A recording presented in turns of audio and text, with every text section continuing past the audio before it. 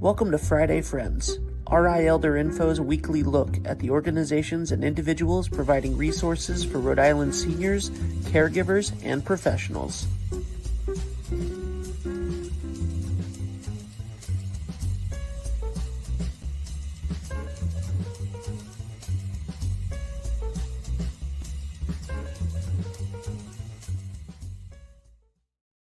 Good morning, everybody. Happy Friday. It is 9 o'clock on Friday, and every week I, Deb Burton, am the host of Friday Friends, which we bring you information and resources that you or someone you know needs to know about. And every week I have a different guest on that is sharing information and resources that would help you or your loved ones navigate the health and social service systems much more easily. And we've been doing it for quite some time. We wouldn't be able to do it without the support of our sponsors. So thank you to Point 32 Health Foundation, as well as United Healthcare. Today's conversation is going to be a little bit different. I am talking to two entrepreneurs who happen to be friends of mine about what their experience, what their personal experience has been like when their loved ones planned or didn't, as the case may be, and had hard conversations or didn't. And so this conversation today is going to be a little different than all of our other Friday friends. I encourage you to please share with everyone you know so that we can start these conversations with our families about the things that are really important to us. And I think that's maybe even more important now as we enter the holiday season and maybe we're seeing family members who we haven't seen for a while. I want you to have an idea of how important the conversations that you may have are to your family members. So huge thank you and huge shout out to our sponsor, McCarthy Law. Here's a message from McCarthy Law. Here at McCarthy Law, we practice in the areas of estate planning, long-term care planning, elder care law, and residential real estate. Our focus is really on providing peace of mind to our clients. If you're interested in scheduling a consultation with our office, you can feel free to reach out to us at 401-541-5540. You can also reach out via website at www.mccarthylawri.com. You also should check out our social media, both on Facebook, Instagram, and LinkedIn for some helpful tips and tricks. Welcome, Emily and Ben. How are you today? I'm good. How are you? Good. Awesome. I want to say thank you very much for allowing me to kind of invade your sacred space about what has happened in your families when your parents passed away. And you are both in different timelines or different sections of the timeline after they have passed. So to give everybody just a kind of a high level idea, would you please share your experience just in general and only as much as you feel comfortable sharing? Emily? No You want to go pressure. first? Emily, would you like me to go first or you can go first? You can go first if you'd like. Okay, I'll go first You have the experience. because eagle-eyed viewers of the show might have heard my story before at least a little bit. And by the way, Deb, I must say, whoever does your voiceover at the beginning of the show has just a solid voice. Anyway, my my parents died one right after another. Immediately after I met Deb, I blame her mostly. Also COVID, mostly COVID. So I'm not a murderer, folks. Just saying. thank you for the clarification. The police have been wondering about that for a while. So my parents both ended up with illnesses, ended up in the nursing home at the beginning of 2020. When COVID hit in March, we decided it would be safer to keep them in the nursing home. That's hilarious. My dad passed away in August, and then my mom passed away. She got COVID at Thanksgiving, right before Thanksgiving, the weekend before Thanksgiving, and ended up on a ventilator for a month. and passed away on Christmas morning. And so it was within 3 months of each other. Horrible. I'm an only child now. I had one sibling who passed away when we were younger. So it was all on me, and I couldn't like go see them or do anything because it was 2020. It was the height of the pandemic. And so that's what happened with my parents. They did nothing, which we'll get into later, but there was zero planning on that part. So we'll get into that in a little bit. But that's that's what happened to me. Emily? Interesting.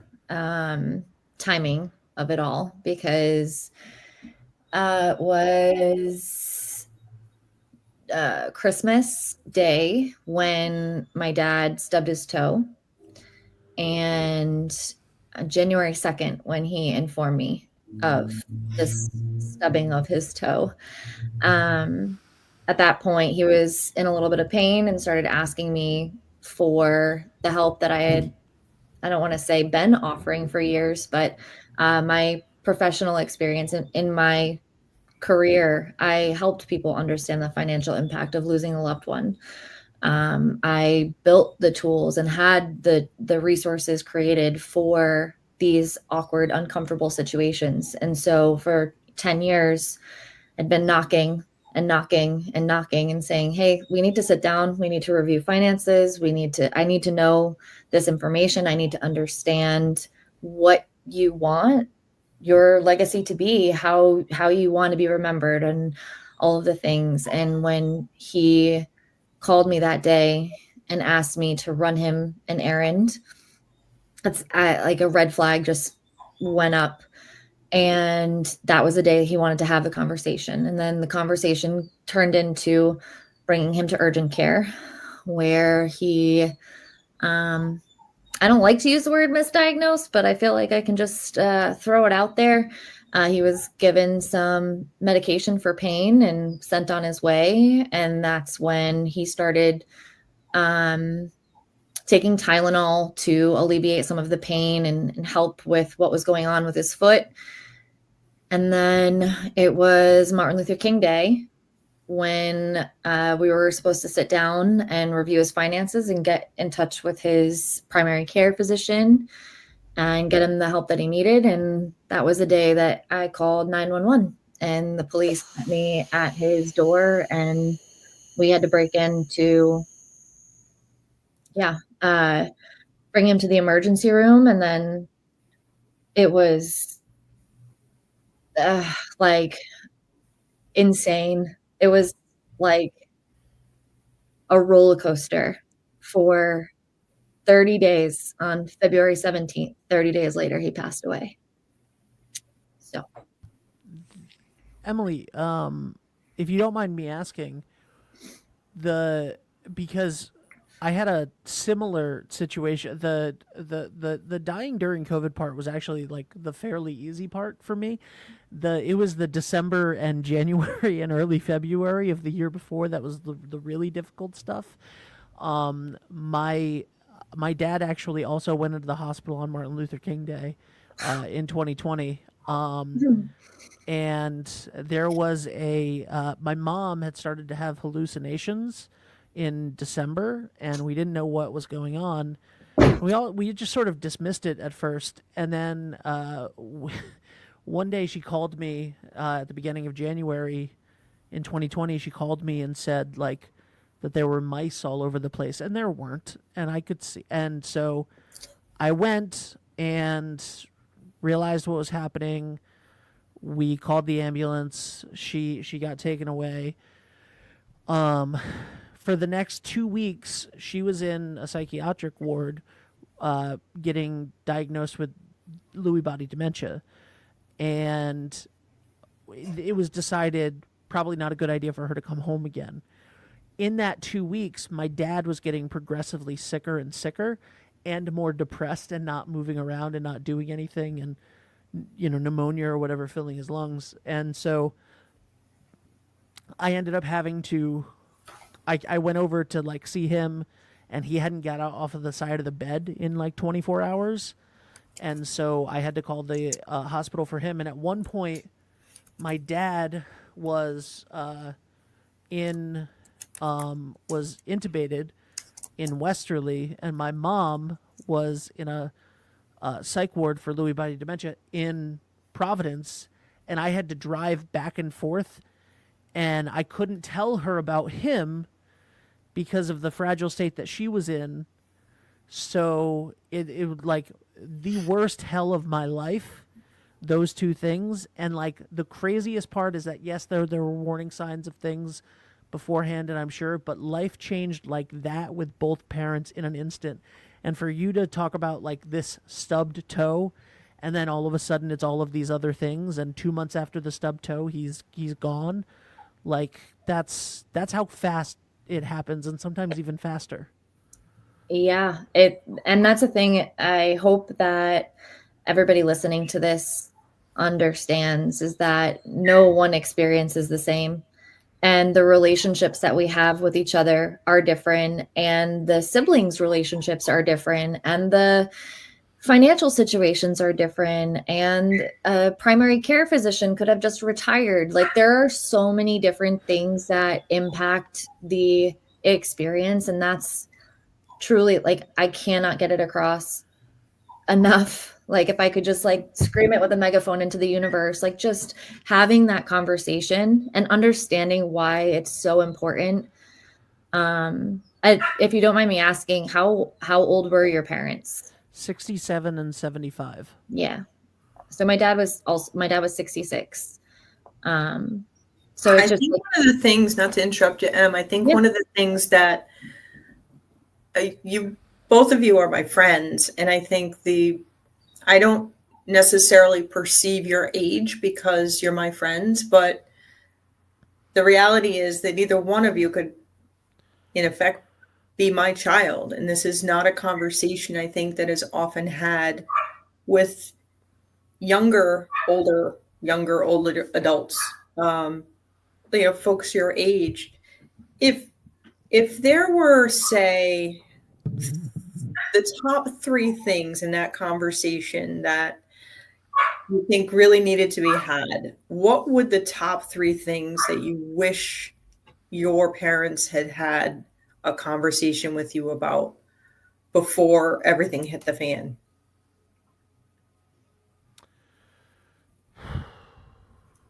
Anything, honestly. Like my parents, Deb, you and I have been doing this together for 6 years, and I'll tell a little bit of a story about this. So my parents planned nothing, right? My parents planned absolutely nothing. They had just in 2018 paid off their house, finished paying off their house, finished paying off their mortgage. It was a really nice moment for them. And then a year later, my dad retired on Thanksgiving and was in the hospital, never to come home again by middle of January, right? So we and I didn't start calling an estate attorney or anything like that until they were already sick in the hospital in January. And so we had never had any of these conversations, and come to find out, like, okay, well, if they have to go to the nursing home, like, that house is bye-bye, because that's their main asset. And like, no, they didn't have, my parents were not well off at all. My mom was a disabled housewife, and my dad was a mill worker for 60 years. And they didn't have anything, but they had their house. And so when they both went into long-term care, my mom was in long-term care for under 9 months. My dad was in long-term care for about 5 months before he passed.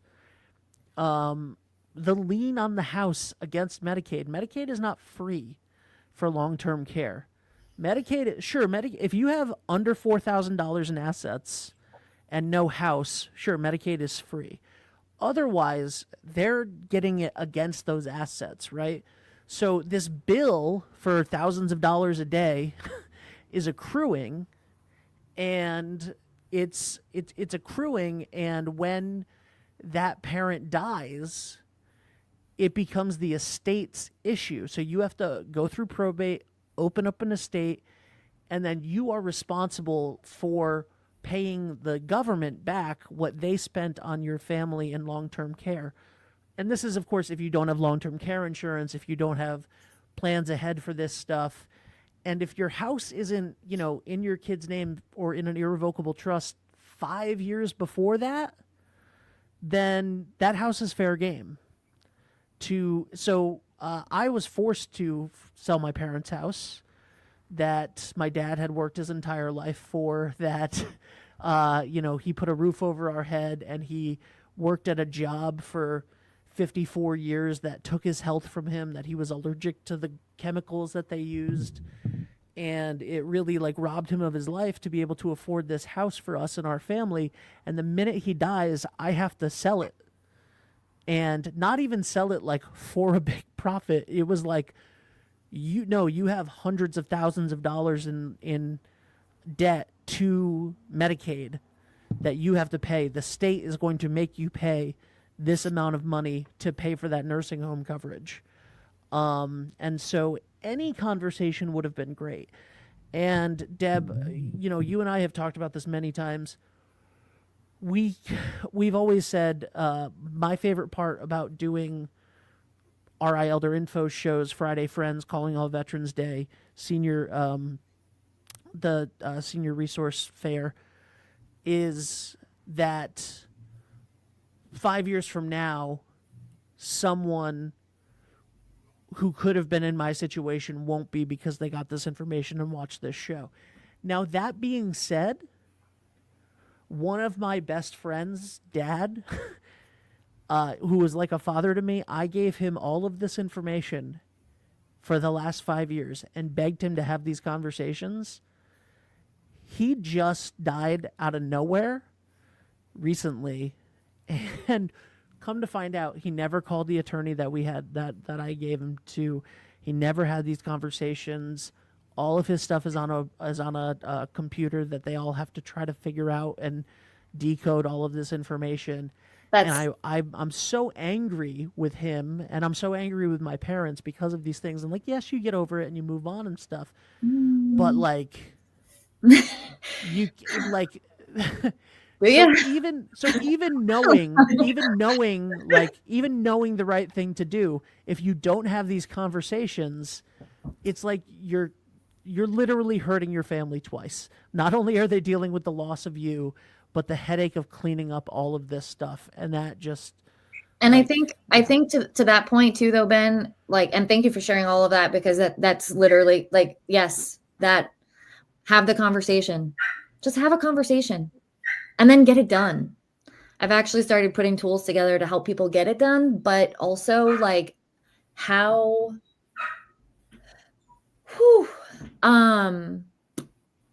how to have those conversations.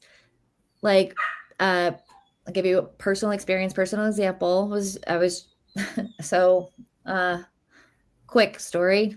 After my dad passed away, that was in February, we planned his funeral, had to sell the house, a similar situation.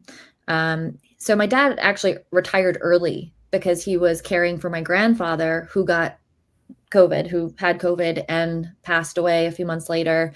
And so my dad was like, you know what, I'm going to take this upon myself. This is my retirement. I'm going to take care of the house. I'm going to take better care of myself. I'm going to stop drinking. I'm going to minimize my cigarettes. I'm going to really take charge. And he was doing the things. And we still just we had a hard time getting over that, into that conversation. And I think a lot of the hesitancy with our generation and our parents is that our parents don't have it figured out. And we have been, again, specifically in this generation, maybe it's only all I know, we have come to an understanding that our parents always have it figured out. Our parents, they're the adults here, right? We're going to learn, and we're going to learn from their mistakes, and we're going to do things differently.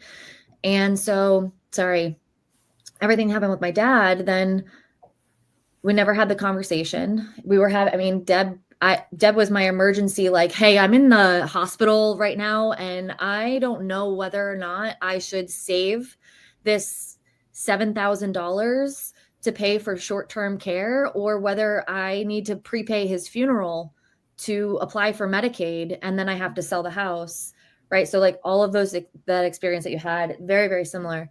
And then just, a month later, my mom, who's younger, she's 60, what year are we in?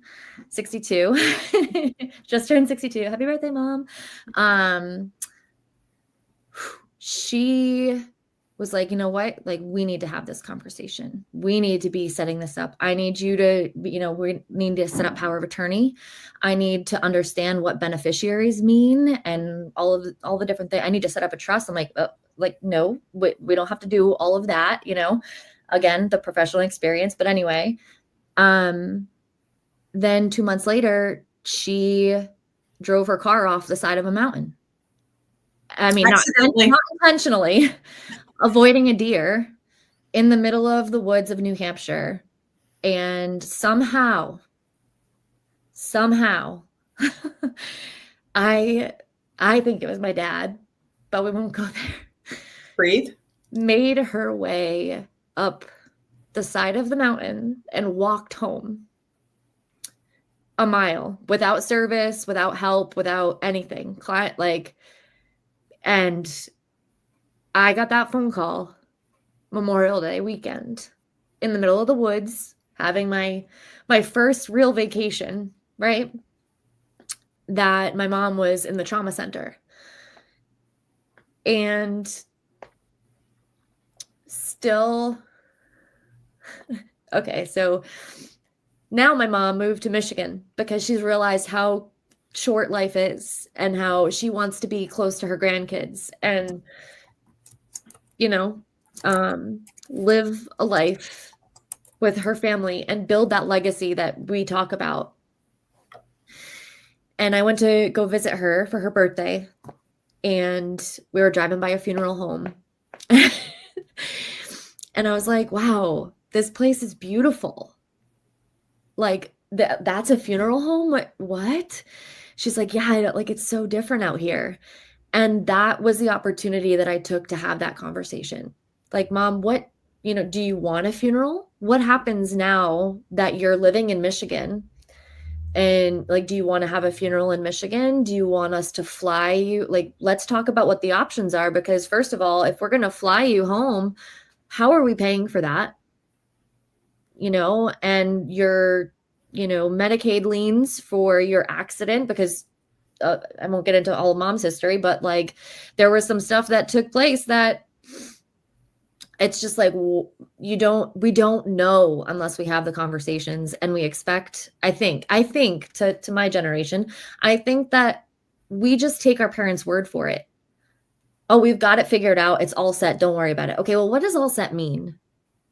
Can you tell me? Can you give me do you know what the password is to your desktop where you store all of your important information? Because what does this all mean?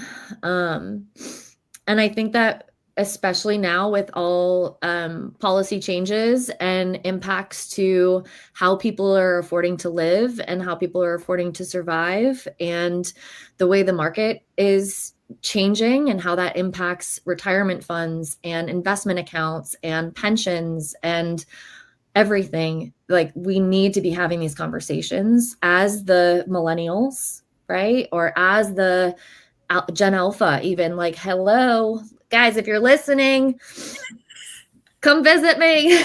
No, pay attention. You just never know. And then I guess the last point I want to make is, or about this, is I need to get my shit in order too. Sorry. Can I swear here? I'm sorry. Yes. We're grown-ups. Go for it. It's the internet. Okay. I'm with my partner of 21 years. We're not married. We have made that decision for financial reasons for a very long time. But when my dad died and I was caring for him and I had to close my business that I had just left my corporate job for, everything changed And now it's like, okay, what do I do? What do I have? How do I set him up for success?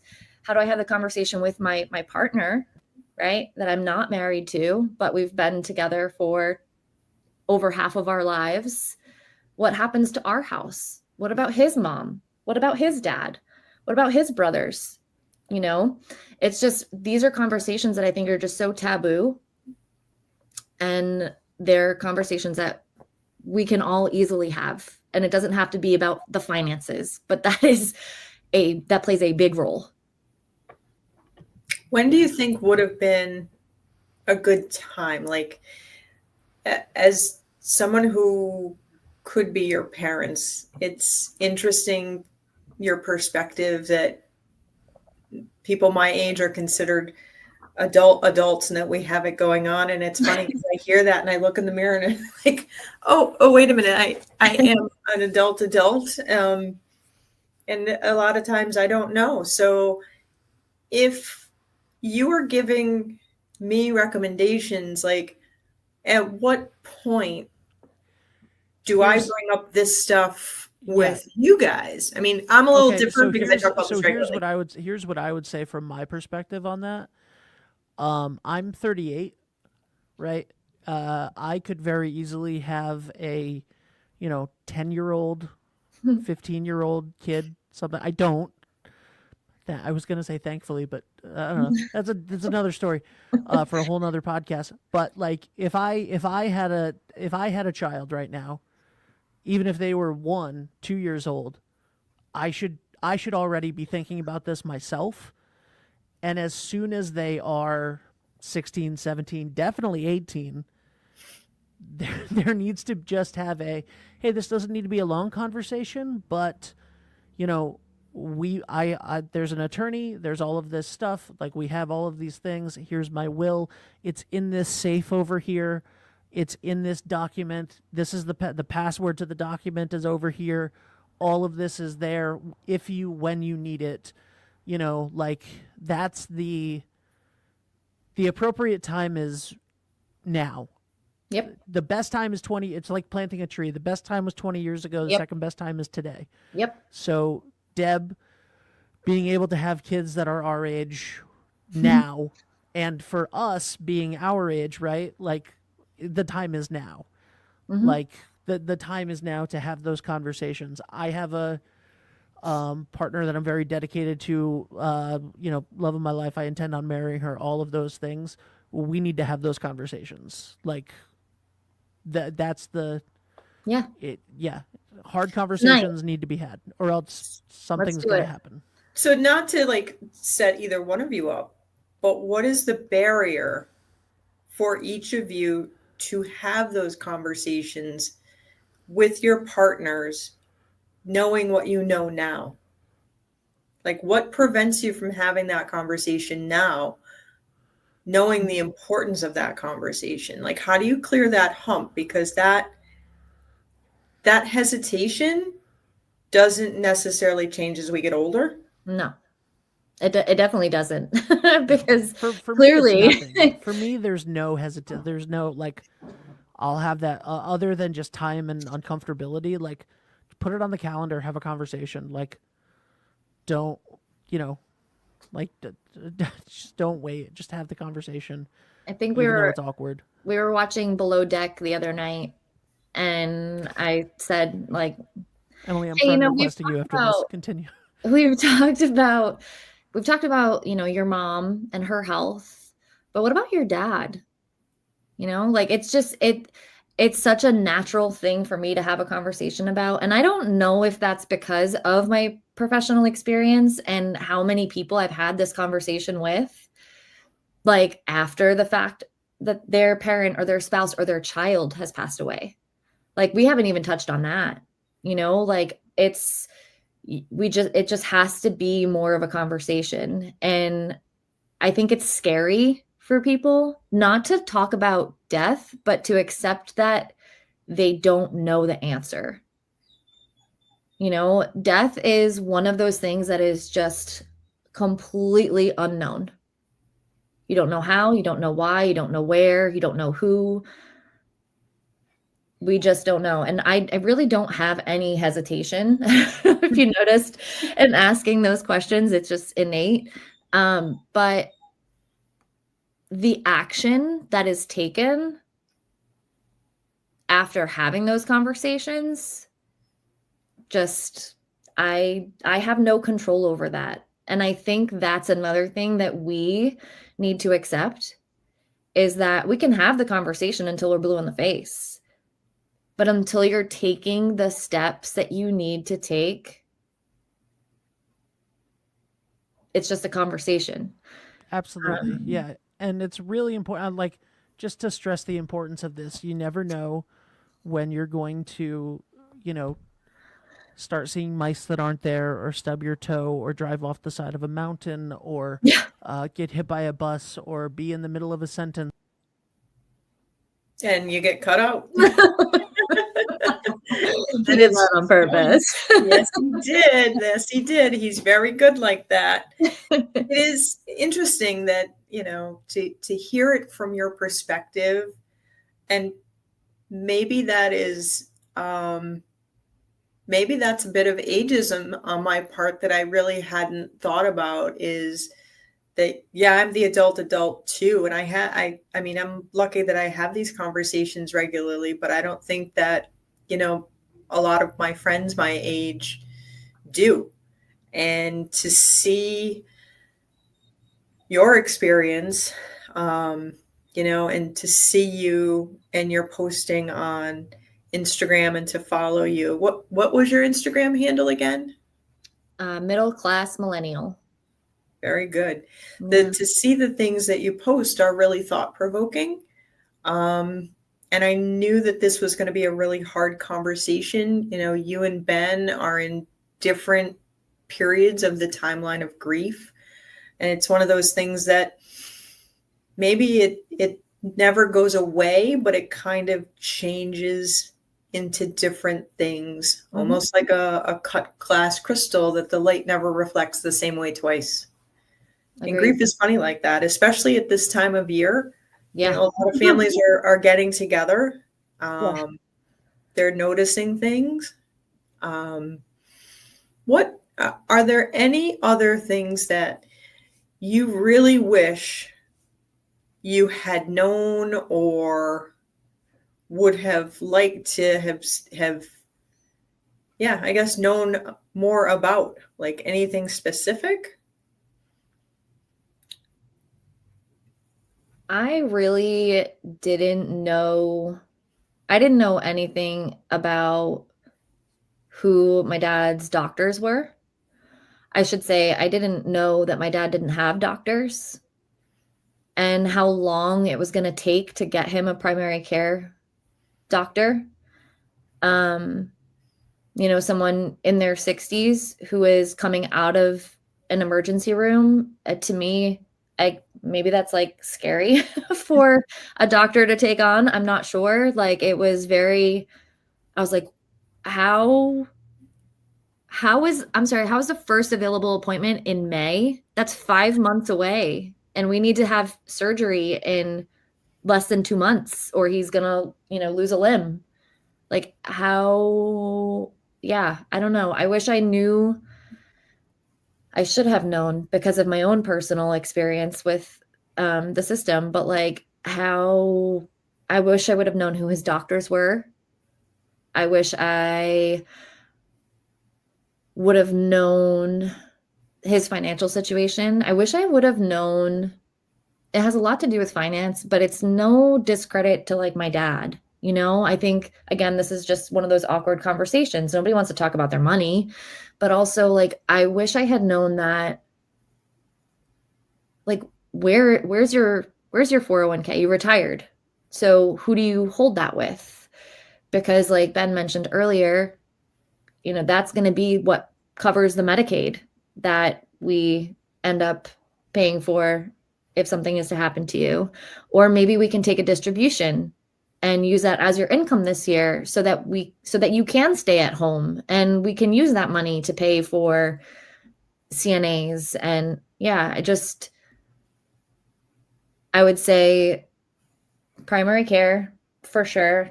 note who that person is, who the facility is, insurance, who's the provider, what type of insurance do you have?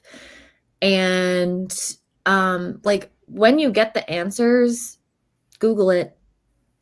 Like just Google it. I don't want to take away from the power of getting an estate attorney, because I think that was a huge help when he passed away to like take a little bit of the burden off. But it doesn't, I think that also scares people. Like there's the barrier there of, oh, I have to pay for an attorney, but Google your Medicaid benefits. Look for free resources. You can go on the IRS's Oh, all right, elder info. Oh my gosh. Wow. No, I know, but it is. Check out our sponsor, McCarthy Law. Yes, exactly. Yeah, like there are so many free resources to help you just understand, even your banks. Like your banks, as a former finance girl, like check out your bank's website, go to the help and support section. You know, there's so many articles and so many things that are simple, right? That not necessarily jargon. Yeah. But have the conversation. Have the conversation. It's funny too, Deb, like you were saying, you have all done this for 6 years together. I think you were my age when we met, and you saw, no, younger? Well, I knew you when you were still in your mom's belly, but that's a little different because you don't know people. You're somebody's kid until you reconnect as adults. Exactly. And I think that's something that we forget too is, you know, I knew your dad, I knew your parents, I know your parents, I know your mom. So yeah, I remember when your dad was so excited about the day you were born and the joke he played about your name and all of those things, which, you know, for personal security, we're not going to share your whole name here, but it was a great joke. So I knew that, but you were their kid, like their child. And that's how I saw you. And so that day that your dad went to the hospital, I don't know if you know, I happened to be in a meeting right up the street from the hospital, and I had back-to-back calls from your mom. And I at first I hit ignore, but then it came in again. And anytime you get a back-to-back call from somebody you usually don't, you know, it's probably something you need to step out of the meeting and answer. And she was like, Deb, I don't know what to do. I'm like, well, here's the thing. You're going to tell Emily a little lie and tell her I happen to have a meeting in the hospital. And I am going to go around the corner and meet her downstairs in the hospital and give her a hug and wait there until you get there. Because Emily needs a mom. And at that time, you were my friend's child that I just wanted to love on. And then now I see you as a grown-up, and I'm like, wow, like you could be my daughter. And we've had some great conversations, and I'm truly honored that you trusted me enough to come on here, because this is sacred space. This is hard things to talk about. But I think it's important that people see and understand that as much as RA Elder Info shares information, as much as I'm here every Friday, and as much as we stress how important it is, people don't necessarily see the consequences of not having these conversations, of putting it off until, you know, your loved one calls and says, there's worms and drugs. Until their mom calls you 6 times in a row. Yeah. And so like, I'm grateful. And then I've seen what you have started sharing in social media. to raise awareness. And I appreciate that. It's important. The minute that I found out what you offer and how you share before Dad got sick, like I can't tell you how many times I share your info. Like even today I mentioned it and someone was like, "Oh my gosh, I've worked with her multiple times." I was like, "Yes. Yes. Okay, perfect." What you do is it's like a library. Like you have so many resources and so many tools, and you yourself, I wish I could give you a big old hug right now. Thank you. Hugs. I don't want to cry anymore. No, I'm just kidding. I mean, Okay. I'm a crier, so I That's will okay. cry and I will be fine. And I'm sorry if my tears make anybody uncomfortable, but you guys, like, we just have to have the conversation. Just have to have it. And it's also different when you have grandchildren. So I know you were asking about, you know, your daughter and how you have the conversation. But I think it's also really important when there are grandchildren involved because of all the different rules of all of the different things that can take place and how that can set up both your child and your grandchildren financially in the future. So resources, resources, resources. Thank you. Have the conversation, and thank you for allowing me into this sacred space. I appreciate it. Always and forever. Anytime. All right. Thank you, my friend. Bye. Everybody, so often we talk about the importance of planning and the different resources to help you plan all of those things. But I thought here in this season where we often get together with our families, I wanted to have you have an understanding of what happens when you don't have the conversation. And as Emily and Ben shared, just have the conversation, share the information that you have. And it might be uncomfortable, it might feel kind of weird, but have the conversation so that maybe your loved ones are not at such a loss if something happens to you. Whether that is, what are your funeral plans? What bank do you work with? What is the password for your laptop or your other accounts? All of those things, have the conversation. So as you gather with your families and friends, have this conversation regardless of the age of the people around the table. We need to normalize this conversation. Last I checked, not a single one of us is getting out of this life alive. So it's important that we're all on the same page and we all have this conversation. I am really glad that you have stayed with us for this very long Friday, friends, but I think we covered a lot of information. I look forward to seeing you all again next week. In the meantime, be well and be kind.